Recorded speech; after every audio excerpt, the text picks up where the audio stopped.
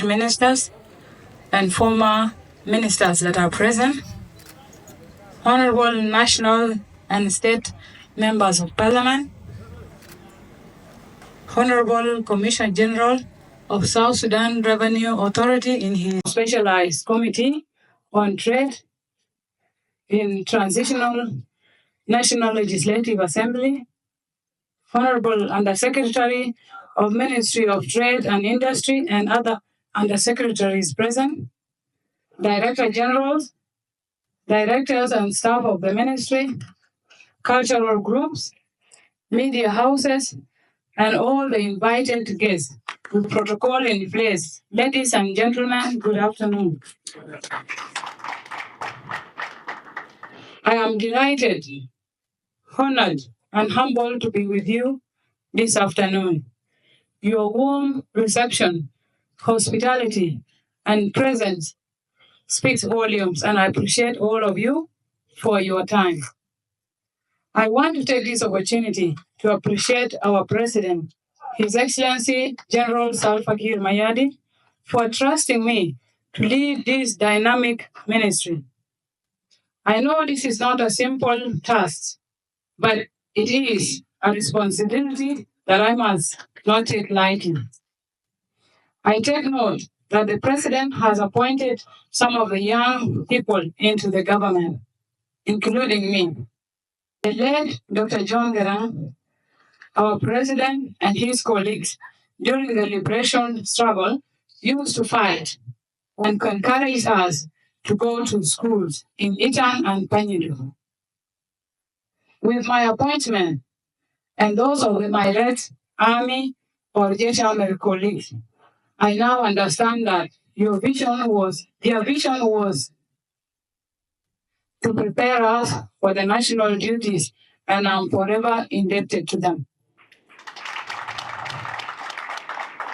Having served in Jonglei State Government as a State Minister of Information and Communication during the defunct Jonglei State, and as Minister of Health, Minister of Animal Resources, Fisheries and Tourism, and subsequently serving as Deputy Governor, I understand some of the fundamental problems faced by our country.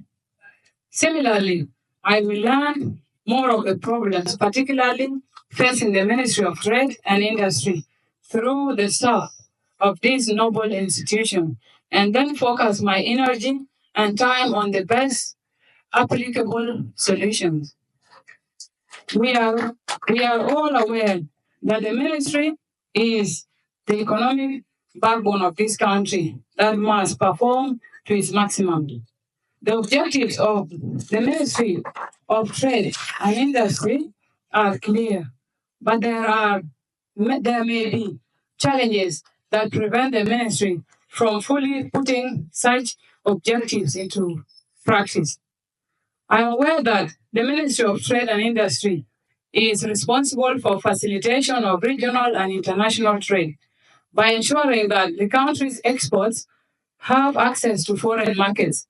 I am not here to undo what has been done by the former ministers, but to pick up from where they left. If we have not been exporting or have been exporting less, we will need to consider what we must do to ensure that our domestic produce must be competitive in the regional and international markets. This will require us to utilize comprehensive policies that comply with any regional and international agreements. It is imperative that such policies must support the economic growth and reduce any trade barriers to South Sudanese goods. We will also encourage South Sudan's Revenue Authority to reduce costs of export for foreign direct income, as well as other stakeholders such as ministries in the economic cluster. It is important to note that most countries are developed through domestic industries, and I'm not sure how many we have, if at all we have any. However, it is a fact that we have an import economy that drains the country of hard currency, making our local currency, the South Sudanese pound, weak. to an extent that it cannot trade in the region, leave alone the world. In order to strengthen our economy, we must make sure that the existing policies are put into use and, where necessary, create additional ones that support small and medium-sized enterprises across South Sudan as one of the solutions to address local trade imbalances.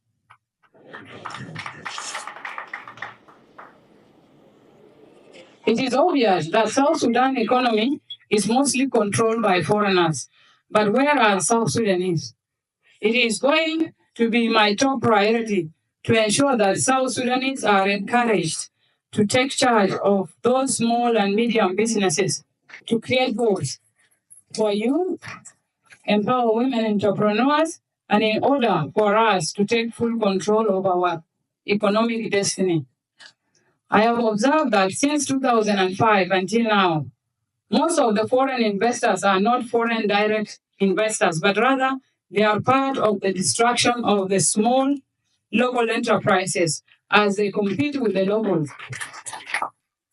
As an example, foreigners fight over small businesses with the locals, yet such businesses are supposed to be for the locals. We cannot blame them, but rather focus on policies that prioritize and protect the South Sudanese small businesses. Furthermore, I am aware that the market is uncontrolled in our country, but things will not remain forever like that.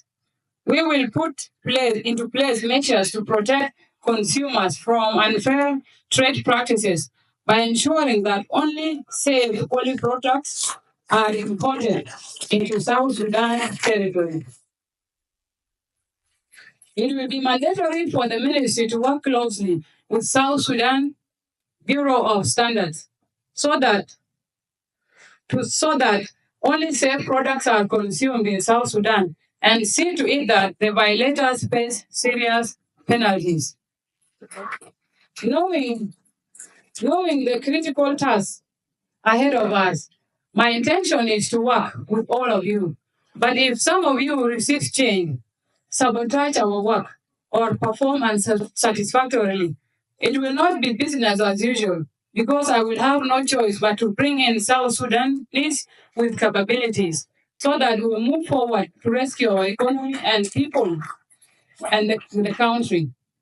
I want teamwork, transparency, and accountability from all of us.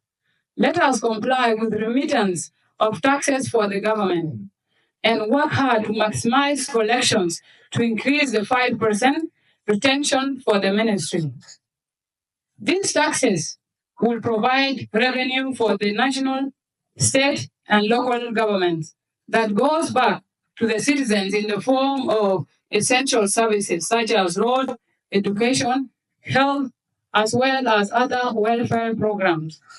It is important to mention that the Ministry of Trade and Industry has some pending industrial projects such as cement, sugar, fruits, breweries, and sawmills across different parts of the country. If peace prevails, these projects will be completed and they will bring the overall improvement of our economy. Moreover, South Sudan is blessed with great people and natural resources such as vast agricultural lands, forestry, rivers, wildlife, livestock, and fisheries, minerals such as gold, but most importantly, the crude oil, which we must use sustainably and conserve for future generations. This means that we must diversify our economy for the welfare of our people. Imagine United Arab Emirates has only one commodity, oil. In South Sudan, we have a lot of resources that are not in other countries. There is no reason why our people should be starving when we have everything that is a dream to many. Our president has repeatedly said that we need people that can work.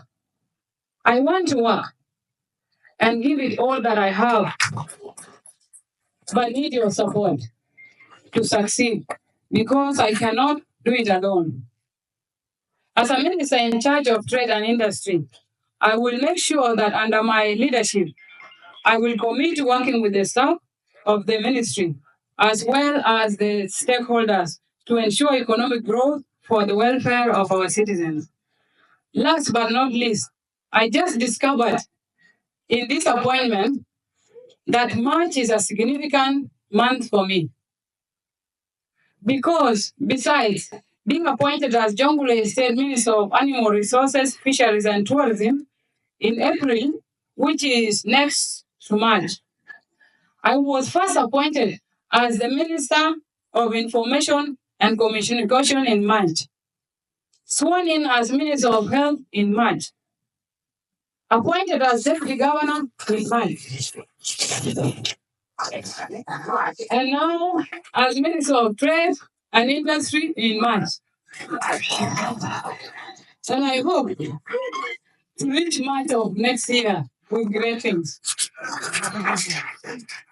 Finally, I am grateful to the SPLM party and especially my chairman, Comrade Salva Kiir Mayadi, for placing trust and confidence in me.